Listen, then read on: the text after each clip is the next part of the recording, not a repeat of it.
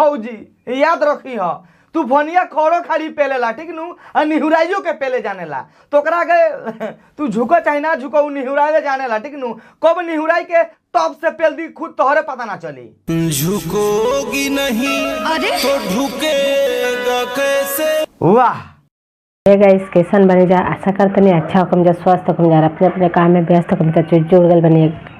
और नया वीडियो लेके तूफानी लाल यादव के तो आप लोग वीडियो शुरू से अंत तक देखम जा। क्रेजी भैया रोस्ट के लिए बड़ा पर बहुत मस्त रोस्ट करके कार्ड प्लाई के लिए बड़ा आप लोग शुरू से अंत तक देखम जा वीडियो और कमेंट करके जरूर बताएं जा कौन पार्ट अच्छा लगा। तो आज की वीडियो स्टार्ट कर दे बिना बात करे वाला बानी बुलेट राजा एंड तूफानी झाट यादव के बारे में मतलब तूफानी लाल यादव के बारे में तेईस कहते भाई लोग ये वीडियो बहुत गड़फार और बहुत खतरनाक हो गया बता अपना काम में जरूर देखिए ना। और भाई लोग ये वीडियो के लास्ट में तूफानी लाल यादव के बारे में बहुत इंपॉर्टेंट बात कहेला मैंने तो उनके वीडियो को शुरू से अंत तक जरूर देखिए तभी ना कोना वाला सुन के स्टार्ट करन आज के बकचोदी। लड़की न लड़का से कौन बढ़िया। हां भौजी तू बिल्कुल सही कहत रू वो हमारा देख के लागते बावे कि आजकल के लड़की मतलब लड़का से कम नहीं किस्म तहारा बहिन चलो जवन तू फनिया के संग करवावो त उ सब तरह का पता बा ठीक बा हमहू देखत नहीं कितना कॉन्फिडेंस से भौजी कहतिया कि आजकल लड़की लड़का से कम नहीं किस्म। अब देखो लो भाई लोग एजू काम तो हम लोग एगो एकदम सिंपल से एग्जांपल तो हम लोग के हम देवल चाहते हैं सब ना मतलब बात के लड़की बहुत एडवांस हो गई और कोनो लड़का से कम नहीं किस्म। सपोज दैट कि पहले के लड़का जब कोनो लड़की के ठोके जात रहला हसन तो पहले लड़की नीचे सुती हसन लड़का ऊपर से चढ़ के अच्छा चाहिए हसन लेकिन आजकल के पहुंच इतना लड़की एडवांस हो गई बड़ी सन कि लड़का नीचे सुत रहत सन लड़का नीचे सुत रहत सन छोड़त लाइकन के लेके पर टॉप से बढ़ जात रही ओकर बाद हाचा चावे लागत रही सन एहनु कहल चाहत रहो भौजी तो लड़का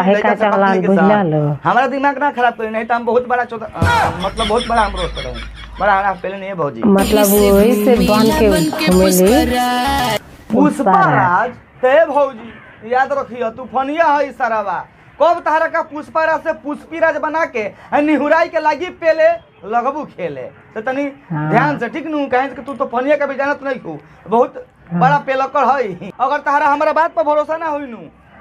तो एक बार जाकर सोना पांडे से पूछ लिया बता दे पुष्पा रानी झुकेगी नहीं रे साला झुकेगी नहीं तो ए भौजी याद रखी हो तू फनिया खौरो खाली पेलेला ठीक नु और निहुराइयो के पेले जानेला तो ओकरा के बोले ना झुको निहुराइले जानेला ठीक नु कब निहुराई के टॉप से पेल दी खुद तोहरे पता ना चली। झुकोगी नहीं तो झुकेगा कैसे। वाह क्या गाना बावे झुकोगी नहीं तो ढुकेगा कैसे क्या ढुकेगा रे सरसों के तेल बावे हां लेके आओ बताओ तने का ढुके ले अब बताओ देखा तू हो गइला सरसों के तेल नु हां निहुर बताओ तने कौन चीज ढुके निहुर सब ई का करता रे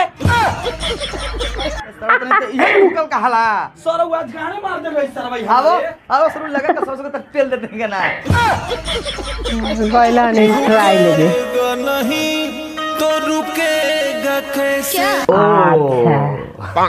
ढुकेगा नहीं तो रुकेगा कैसे बात तुर बहन चलो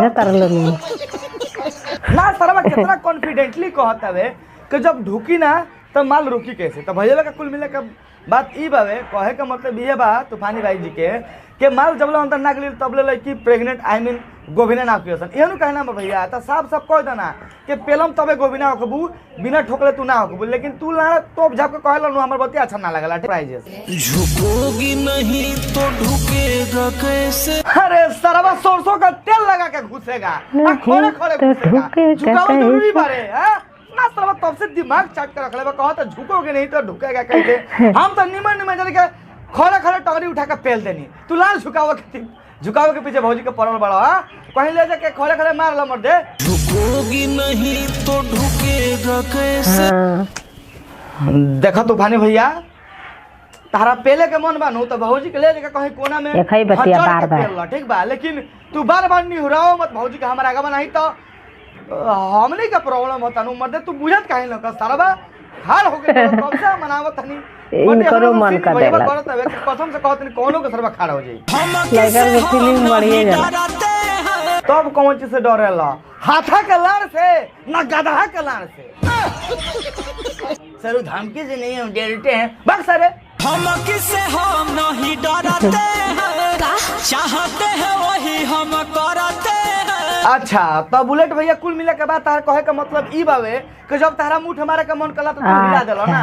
मतलब तबे ना तू कहत रह के मतलब ई कहल ना धमकी से केहू से डरे नहीं जौन मन आवला तौन हम करे नहीं सर भाई पक्का मुठल बा भाई लोग तो हम लोग को मन बोलो चाहे ना ठीक बाबे खाली गर्मी वाला बात कलो ना वाला ठीक बा बुलेट भैया हिलावल छोड़ दो सब ठीक हो जाए क्या झुकेगा नहीं साला। पुष्पाराज झुकेगा नहीं साला भैया के भाई लोग मतलब डायलॉग सुनला के बाद पुष्पाराज कम पुष्पा झांट ज्यादा लागत है ना सरवा कैसे कहते हैं झुकेगा नहीं अरे सरवा नहीं झुकेगा तो आई कहीं लावा चुप झुकेगा नहीं तो ढूकेगा कैसे इहो बुरमारी उहे टाइप के बारी सन एक अनियो के झुक के ही पेलवावे के बारे तोरे पहुंच दो खड़े खड़े मरवा में तोने का होइल बारे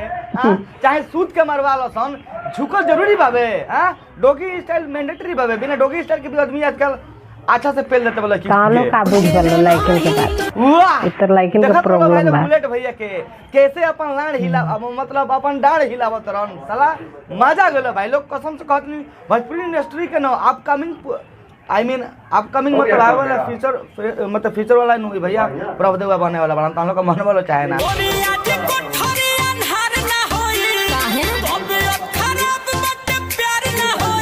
तबीयत खराब बा प्यार ना होई काहे हो बुलेट भैया गोनिया में बाबा सिर उपट गइल बा खा कि तारा से प्यार ना होई ना जब भौजी इतना एक्साइटेड भी तरह से मरवावे खातिर तू प्यार काहे ना करवा मतलब हम तो सरवा अगर बीमार रहनी तो और ज्यादा हम मारे नहीं ठीक नु भाई लोग हमारे करबो हिच दो किडनी और दामा कटे काहे ना ऊपर जाओ चाहे हमारा हाथ काहे ना मुरुक जाओ चाहे पेट में नारा काहे ना उकस जाओ लेकिन बहुत अब तारे खाने सब के थोड़े बा चाहे बहुत कुछ भी भय रही बीमारी में ज्यादा अच्छा तब तू साथा गुंडा बड़ा वही से ना पड़ेला कौन सी चाटा भौजी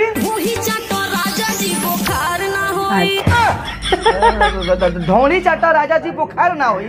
अरे तोरी बहुत ढोणी कोई ऐसा मेडिसिन हो गई ले ढोणी कोई ऐसा दवाई होगी कि सब चटला से बुखार ना हुई सर हम ये सोच के कंफ्यूज बानी कि अगर भौजी के ढोणी चटला से आदमी के बुखार ना हुई तो वो चाटला बताओ कौन सी हक जाई भाग सर बात नहीं लार से महकी मजा तो आई नु रे सारे रे रे रे भौजी